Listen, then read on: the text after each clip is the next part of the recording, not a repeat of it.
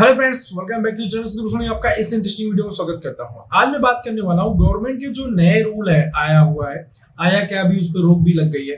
ठीक है, नया रूल क्या आया हुआ था कि डॉक्टर्स जो भी होंगे ना वो जेनेरिक मेडिसिन प्रिस्क्राइब करेंगे, राइट। इसके ऊपर ऑलरेडी मैं एक वीडियो बना चुका हूं कि गवर्नमेंट इसको अभी फिलहाल के आज की डेट की अगर मैं बात करूं तो इंफ्रास्ट्रक्चर रेडी नहीं है, बिकॉज ऑफ दैट रीजन जो है इसको यहाँ पे इंप्लीमेंट नहीं कर पाएगी, राइट। और वैसा ही हुआ, गवर्नमेंट ने वापस लिया। अगर आपने वो वीडियो नहीं देखा ना, जाके लिंक मैं डिस्क्रिप्शन में दे दूंगा, वहां पे जाके पहले समझ लीजिए कि क्यों इंप्लीमेंट नहीं हो सकता है। एंड यस, अगर आप एक फार्मा स्टार्टअप कंपनी है, मेडिकल रिप्रेजेंटेटिव है, तो आपको बहुत ज्यादा इंफॉर्मेशन मिलेगी क्यों ऐसा नहीं हो सकता आज की डेट में। लेकिन मैं एक चांस लेके चल रहा हूँ, चांस लेकर गवर्नमेंट चाहे तो इसको इंप्लीमेंट भी कर सकती है। ठीक है, आज नहीं कर सकती तो कल कर सकती है। अगर सपोज दैट ऐसा कहीं हो जाता है कि 1-2 साल बाद, 3 साल बाद जो है गवर्नमेंट ऐसा कुछ प्लान बनाती है कि इस रूल को 100% इंप्लीमेंट कर देती है मार्केट के अंदर, देन हम जैसे फार्मा स्टार्टअप मार्केटियर्स का क्या होगा, राइट। मेडिकल रिप्रेजेंटेटिव सोच रहे हैं मेरी जॉब का क्या होगा, क्योंकि मैं तो एथिकल में काम करता हूँ, प्रिस्क्रिप्शन मेडिसिन में काम करता हूँ।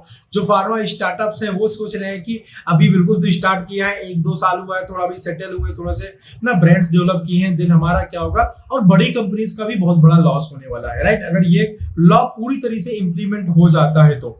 आज मैं इस वीडियो के अंदर आपको 5 ऐसे पॉइंट बताऊंगा फ्रेंड, इन 5 पॉइंट को आप फॉलो करके रखिए अगर आप एक फार्मा स्टार्टअप है तो। और बाकी लोग भी, कंपनीज जो है वो तो खैर फॉलो, बड़ी बड़ी कंपनीज है इसको बहुत पहले से फॉलो कर रही है, बट एज ए स्टार्टअप आपको जो मैं 5 चीजें बताने वाला हूं, इनको आप इंप्लीमेंट कर सकते हैं अपने स्टार्टअप के अंदर। ये आपको बहुत ज्यादा हेल्प करेंगे जब इस टाइप का कुछ रूल इंप्लीमेंट होगा। देखो, अभी जो प्रेजेंट टाइम सेंटर में गवर्नमेंट है, इसको कुछ कहा नहीं जा सकता, ये अभी इंफ्रास्ट्रक्चर नहीं है, नहीं इंप्लीमेंट कर पा रहे हैं। बट ये गवर्नमेंट इतनी कैपेबल है कि फ्यूचर की अगर मैं बात करूं तो ये इंफ्रास्ट्रक्चर को डेवलप करके ना इस लॉ को इंप्लीमेंट कर सकते हैं एंड 100% प्रिस्क्रिप्शन जेनेरिक मेडिसिन को प्रिस्क्राइब करने के लिए डॉक्टर्स को बाउंड कर सकते हैं। ठीक है, कौन सी वो 5 चीजें हैं जो आपको अपने स्टार्टअप के अंदर या फार्मा कंपनी के अंदर इंप्लीमेंट करना चाहिए।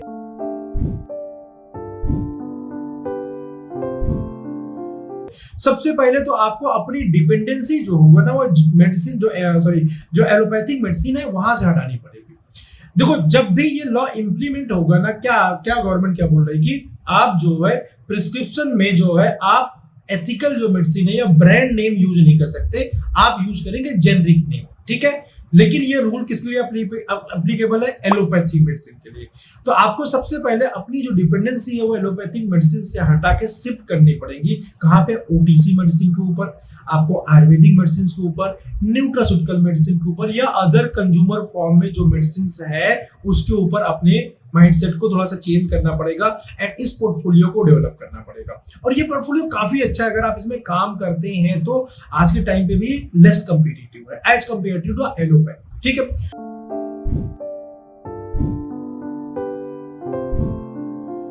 दूसरा, जो आपकी टोटल डिपेंडेंसी प्रिस्क्रिप्शन वाले डॉक्टर्स पे है, उस डॉक्टर्स के डिपेंडेंसी को भी कम करना पड़ेगा। मींस अपनी जो रीच है ना, उस रीच को आपको ऑफलाइन मार्केट में जाके जो मेडिकल स्टोर्स हैं या आपका मेडिसिन अगर कंज्यूमर प्रोडक्ट आप डेवलप करने जा रहे हैं तो अपनी जो रीच है वो जनरल स्टोर हो गए, किराने के स्टोर हो गए, परचून्स हो गए, ये आप देखो कि कहां पे मेडिसिन सेल हो सकते हैं। मेगा मार्ट हो गए, जहां पे आपकी मेडिसिन कंज्यूमर प्रोडक्ट की अगर मैं बात करूं या आयुर्वेदिक प्रोडक्ट की बात करूं, जो घर में यूज हो सकते हैं, ऐसे प्रोडक्ट अगर आप डेवलप करने वाले हैं तो आप देखो कि उसको सेल करने का अपॉर्चुनिटीज कहां है, राइट। उन सारी अपॉर्चुनिटीज को भी ग्रैब करने की कोशिश करो। सिर्फ एक डॉक्टर की प्रिस्क्रिप्शन के ऊपर डिपेंडेंसी अपनी मत रखो, आप अदर जो सोर्सेज हैं वहां भी आप जो है बहुत अच्छे से इंप्लीमेंट कर सकते हैं।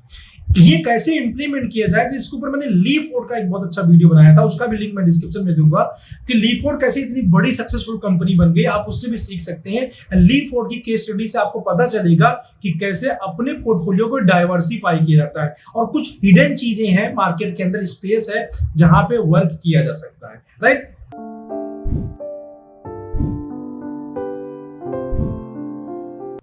थर्ड तरीका है इंस्टीट्यूशनल सेल। थर्ड तरीके पर इंस्टीट्यूशनल सेल क्या होता है, इसके ऊपर मैंने एक कंप्लीट कोर्स भी बनाया है, इवन दैट ना सीक्रेट ऑफ इंस्टीट्यूट सेल। तो आप वहां पे उसको लेके चाहो तो आप जाके देख सकते हो, उसका लिंक मैं डिस्क्रिप्शन में दे दूंगा। और प्लस क्या है, फार्मा एकेडमी जो यहाँ पे लिख के आ रहा है pharmaacademy.in, यहाँ पे अगर आप जाएंगे तो वहाँ पे इंस्टीट्यूट सेल का आपको पूरा मतलब एक कोर्स मिल जाएगा, वहां से पूरी चीजों को देख के समझ सकते हैं। क्या होता है बेसिकली अभी प्रिस्क्रिप्शन में जैसे ये बाउंडेशन आएगा ना, तो जो बड़े बड़े इंस्टीट्यूट है, जैसे मैं रेलवे की बात करूं, मिलिट्री की बात करूं, तो यहाँ पे जो परचेजिंग होती है ना रिलेशन की वजह से होती है, या दो तरीके से बेसिकली परचेज होती है। एक तो ब्रांड नेम की वजह से परचेज होता है और दूसरा होता है नेट रेट पे। तो बहुत सारी जगह नेट रेट पे चल रहा है, बहुत जगह ब्रांड नेम पे चल रहा है। लेकिन ये सिस्टम जब चेंज हो जाएगा ना, तो भी ये सिस्टम बंद नहीं होगा। मींस इंस्टीट्यूट पे अगर आपने पकड़ बना के रखा है, अपने नियर बाई एरिया के अंदर देखिए कौन कौन सी इंस्टीट्यूट है जो गवर्नमेंट द्वारा चलाए जाते हैं। जैसे कि मैंने बताया आपको, रेलवे हॉस्पिटल हो गया, ओएनजीसी हो गया, इफको हो गया, इसके अलावा इंडियन इंस्टीट्यूट ऑफ पेट्रोलियम हो गया, टीएचडीसी हो गया, गेल हो गया, बीईएल हो गया, और इसके जैसे और भी बहुत सारे। अगर जरा निगाह उठा के देखिए आजू बाजू में कौन है, तो आप इंस्टीट्यूट सेल के ऊपर फोकस करके फ्रेंड वहां से बिजनेस जनरेट कर सकते हैं, राइट। और मेरा जो कोर्स है इसके ऊपर, ये आपको बहुत ज्यादा हेल्प करेगा, आपको सीक्रेट पता चलेगा यहाँ पे ऑर्डर निकाला कैसे आता है।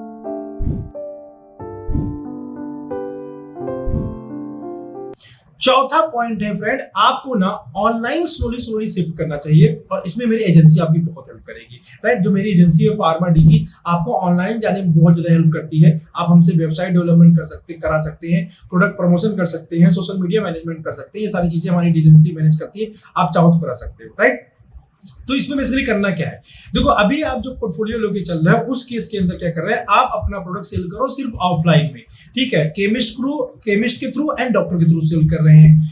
अगर आप अपने प्लेटफॉर्म के अपने प्रोडक्ट के अंदर ऐसा कुछ प्रोडक्ट और लेके आते हैं जिसको अमेजोन के ऊपर सेल किया जा सके, जिसको फ्लिपकार्ट के ऊपर सेल किया जा सके, जिसको अपनी वेबसाइट के ऊपर सेल किया जा सके, जिसको यूट्यूब, फेसबुक, सोशल मीडिया के ऊपर एड रन के सेल किया जाए। जैसे मैं पेन किलर ऑयल की मैं बात करूं, या जॉइंट्स पेन के लिए बहुत सारे कैप्सूल्स आते हैं, राइट। कैल्शियम की मैं गोली की बात करूं, या बहुत सारे कंज्यूमर प्रोडक्ट आते हैं जिनको बहुत आसानी से, बच्चों के प्रोटीन पाउडर की मैं बात करूं, या किड्स से रिलेटेड बहुत सारे प्रोडक्ट आते हैं मार्केट के अंदर, आप फॉलो कर सकते हो। मामा अर्थ के बहुत सारे प्रोडक्ट को दे सकते हैं, आवर लिटिल जॉयस को आप स्टडी कर सकते हैं, वहां से बहुत सारा लर्निंग आपको मिलेगा।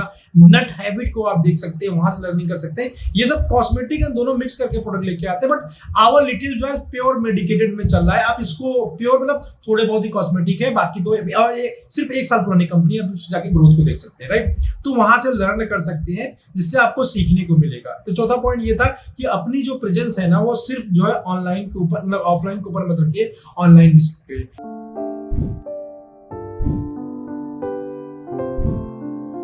और पांचवा है फ्रेंड, वो है प्योर आयुर्वेदा प्रोडक्ट, ठीक है। आयुर्वेदा प्रोडक्ट के अंदर ना बहुत पोटेंशियल है। अगर आप अपनी पोर्टफोलियो के अंदर सिर्फ आयुर्वेदा को एंटर करते हैं, न्यूट्रास्यूटिकल को भी साइड कर देते हैं, मैंने सेकंड पॉइंट बताया न्यूट्रास्यूटिकल एंड आयुर्वेदा, मैं यहाँ पे बात कर रहा हूँ सिर्फ आयुर्वेदा के अंदर। एंड आयुर्वेदा को आप आयुर्वेदा 4 जो है उनके ऊपर थोड़ी सी अगर आप पकड़ बना लेते हैं, तो यस ये भी आपको बहुत ज्यादा हेल्प करने वाला है। क्यों ऐसा होगा, आयुर्वेदा में ये प्रॉब्लम क्यों नहीं है, वहां जर्नी में क्यों शिफ्ट नहीं होगा, उसका रीजन ये है कि जो आयुर्वेदिक मेडिसिन है, आयुर्वेदिक मेडिसिन की कैटेगरी में आती ही नहीं है एज पर drug and cosmetic law, right. तो इसकी वजह से क्या होता है, आपने मार्केट के अंदर देखा होगा कि आयुर्वेदिक मेडिसिन के अंदर बोला जाता है साइड इफेक्ट नहीं है, तो वास्तव में उसका साइड इफेक्ट बहुत कम होता है, क्योंकि उसका जो कॉन्सेप्ट है वर्किंग का वो बिल्कुल डिफरेंट है। आयुर्वेदा की बात करें, होम्योपैथी की बात करें, सिद्धा की बात करें, यूनानी की बात करें, इनका कॉन्सेप्ट बिल्कुल अलग है किसी भी डिजीज को ट्रीट करने का as compared to the allopath. इनके साइड इफेक्ट बहुत ही लेसर अमाउंट में होते हैं, right. Because of that is मतलब इसकी वजह से नहीं, बट आयुर्वेदिक जो मेडिसिन होती है वो रेमेडीज की कैटेगरी में आती है, ये ड्रग की कैटेगरी में नहीं आती है। तो जब ये लॉ इंप्लीमेंट होगा तो आयुर्वेदा आपको बचा सकता है, आयुर्वेदा 4 आपको बचा सकते हैं।